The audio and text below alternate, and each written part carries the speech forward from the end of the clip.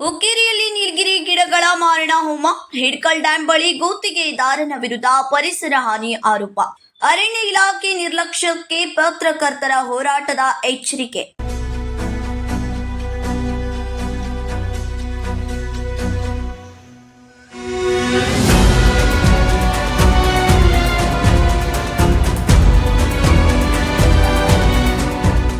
ಬೆಳಗಾವಿ ಜಿಲ್ಲೆಯ ಹಿಡ್ಕಲ್ ಡ್ಯಾಂ ಗ್ರಾಮದಲ್ಲಿ ಗೋಕಾಕ್ ಕ್ರಾಸ್ ಬಳಿ ಸಮೀಪ ಇರುವ ಮೀನುಗಾರಿಕೆ ಲ್ಯಾಂಡ್ ಪ್ರದೇಶದಲ್ಲಿ ನೀರಾವರಿ ಕಾಮಗಾರಿ ನಡೆಯುತ್ತಿದೆ. ಈ ಕಾಮಗಾರಿಕೆಗಾಗಿ ನೀರಾವರಿ ಪಂಪ್ಗಳನ್ನು ಪ್ರಾರಂಭಿಸಲಾಗಿದ್ದು, ಆ ಪ್ರದೇಶದಲ್ಲಿ ದೊಡ್ಡ ಪ್ರಮಾಣದಲ್ಲಿ ನೀಲಗಿರಿ ಗಿಡಗಳು ಬೆಳೆದಿದ್ದವು.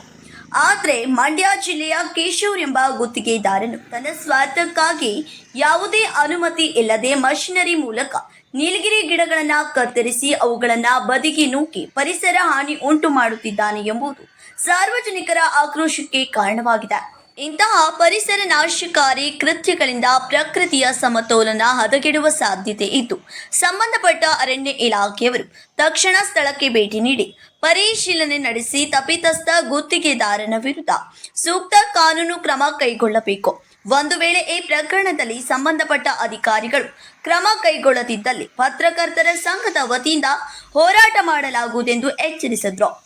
ಆದ್ದರಿಂದ ತಾವು ಕೂಡಲೇ ಗಮನಹರಿಸಿ ಪರಿಸರ ಹಾನಿ ಮಾಡಿದವರ ವಿರುದ್ಧ ಕಾನೂನುಬದ್ಧ ಕ್ರಮ ಕೈಗೊಳ್ಳಬೇಕೆಂದು ಮನವಿ ಮಾಡಿದರು. Report MK News 9 in Kannada.